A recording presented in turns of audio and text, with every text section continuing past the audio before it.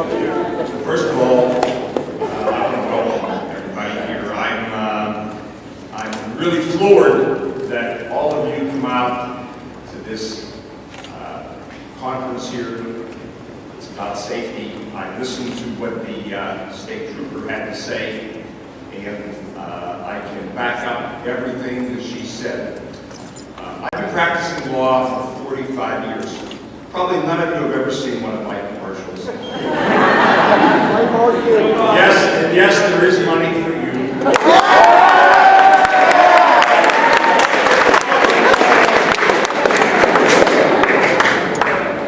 But in all seriousness, the reason that I'm here and the reason that I wanted to take the time to come out here to talk to all of you is to say to you that I've been practicing law for 45 years. And in the last 45 years, I can tell you that there is nothing that I have seen in all of the experience that I've had in handling accident cases, being involved, and literally we've been involved with thousands and thousands of cases over that particular period of time. If I tell you how many of those cases are a result of drinking and driving, or not paying attention, or now with the popularity of cell phones and things of this nature, texting and driving, it's the highest percentage of the accidents that we see. And of the accidents that we see with people that involve young people your age, this is really where it's at. If I had the power to do one single thing, it would be to stop all of you who are younger and under 21 years old from drinking and driving. And I thought that there would never be a day that I would see anything more, but I'm probably pretty sure from my own statistics and paying attention that talking on the telephone and texting and driving today is probably accounting for just as many. If you take the whole advent of the cell phones and the drinking and the driving, and you were in some way able to have a rule that said you can't, it's just impossible to be able to if you're drinking, if there was some way. I don't know if any of you have ever seen, but if you've ever been convicted of drunk driving, they have machines that they put in a car that you have to actually breathe into in the auto. Has anybody ever seen these? Seen them? You have to breathe into them. If you have alcohol of a certain content in there, you can't drive the car. If we had something that said that you must deposit your cell phones, deposit anything like that that can distract you, you couldn't drink, we would probably be out of business. Now, people say to me, you don't want to be out of business. No, I don't want to be out of business, but if we were able to have a situation where people didn't do this, I can't stress upon you how many cases we have seen where we've had to deal with families that have lost kids your age, people that have lost parents, mothers, fathers, sisters, brothers, and in many ways just as bad, just as harmful, people that have been seriously injured, catastrophically injured, paralyzed in accidents. And every single person that we talk to says the same thing to us. If we could just turn back the clock to 1 minute before this whole thing happened. Now, you can't turn back the clock, but I can tell you that if you don't get in the car with someone who has been drinking or driving, and you don't do it yourself, and of course you're not supposed to do it yourself, but you know, I've raised 3 kids. I'm tuned into what goes on today. If you just remember to do this, You won't become a statistic. You won't end up as a case in our office. You won't end up having somebody that is a family member of somebody that you lost. We see it every single day. I don't think there's 3 days in a row that we go without getting a call from somebody that has been injured or killed in an accident.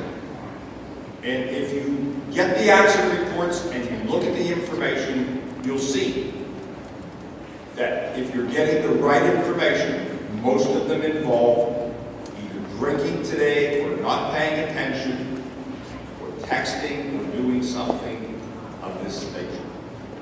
So that I'm really here saying that we don't want any of you to be clients of our office. You know, we have a funny thing that we say. When people come to the office and I talk to people on the way out, and I say to them, I hope we never see you again. It's the truth. We hope we never see you again, because if you're coming to our office, you're probably involved in an accident or something's happened like that. How many people are here from, I know we had our program that we had with Moon Township, the drinking program. How many people are here that saw that program? You know which one I'm talking about? It was in the high school. Did any of you did it? Okay. We didn't. We saw the program. Oh, yeah, we saw The Save a Life tour that we had with the simulators, driving an automobile, what it's like, and how you have to drive, and what happens when you're drinking and you're driving. I hope that you have an opportunity in the schools to see this. We're sponsoring this. At our law firm, what we have done and what we have said to ourselves is, what can we do? What role can we play to try and prevent some of these things that we're talking about? I believe that the least that we can do in our law firm is give back to community. And we've asked ourselves over the years, what's the best way to give back? What do we see? What can we prevent? And what we've been able to determine that we can prevent is if we can educate people in some way, shape, or form. I don't know whether you've ever noticed it, but if you look during the holiday season, for probably the last 20 or 25 years in our office, we take almost every ad off and we put on what we call public service announcements. Don't drink and drive. And we talk about this. At our law firm, what we have done, and we encourage all of you to sign in the back our Safe and Sober Facebook pledge. We have a table back there that I can see and looking out there. Deanna and Christine will be manning it. If you pledge not to drink and drive, and you sign the pledge form over there, under our Safe and Sober Facebook pledge, we're going to give you one of the hottest items ever come out of Pittsburgh.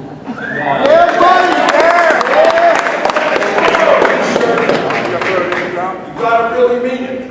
I don't want to find out that anybody just wanted the T-shirt.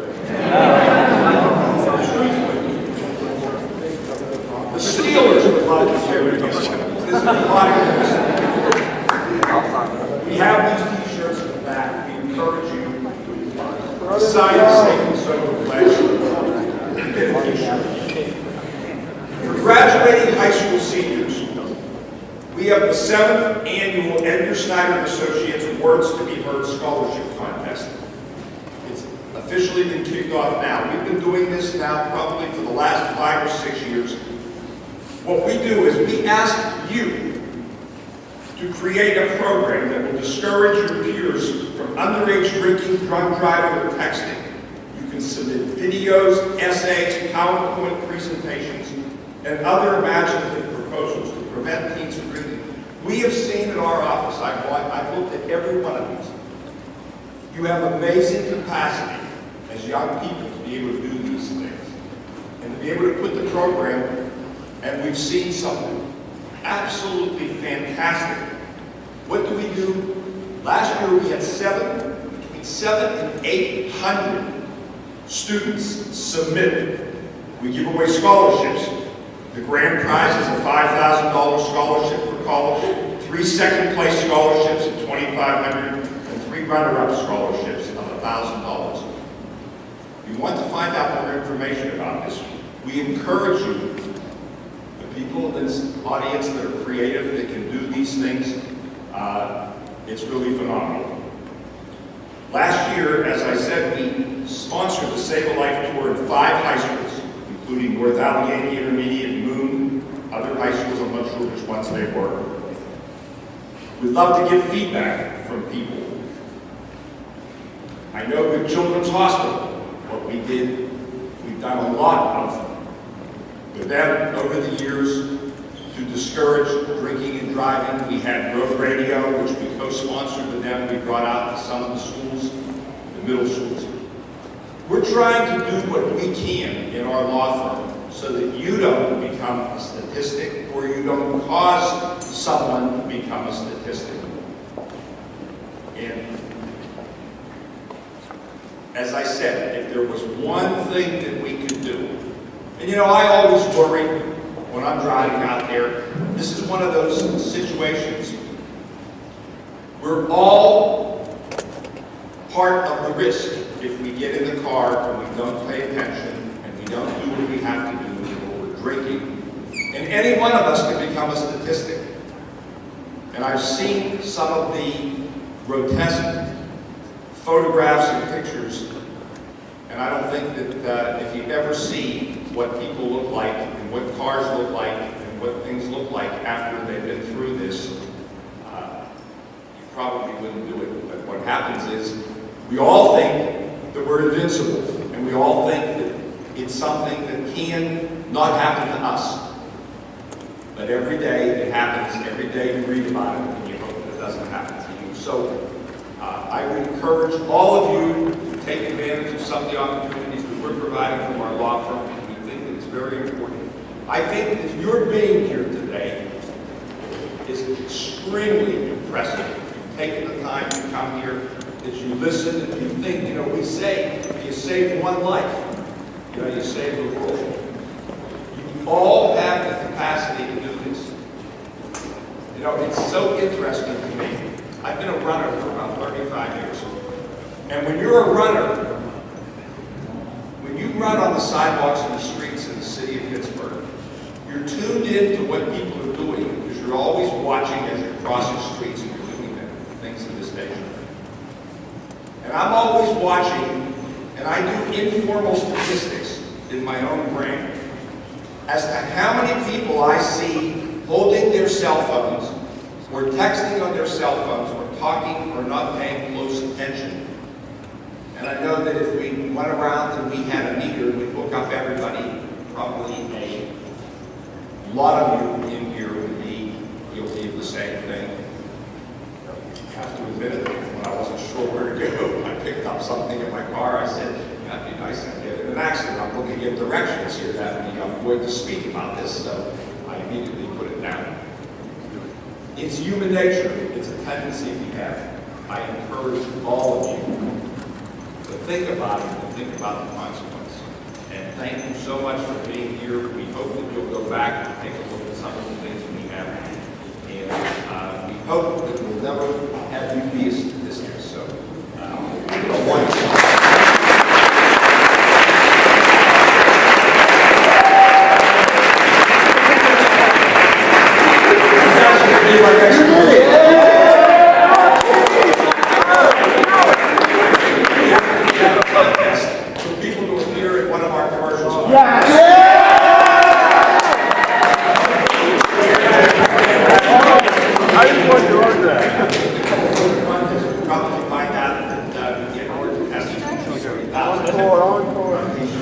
any questions?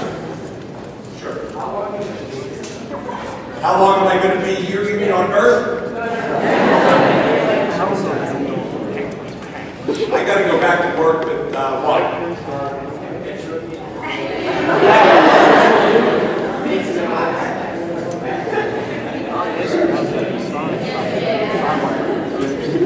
I'm going to do that. When we're done here, anybody that wants a picture,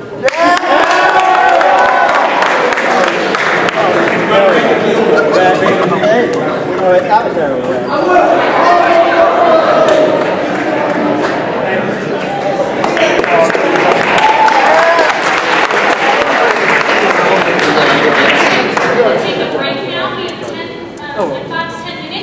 Come on, take a position.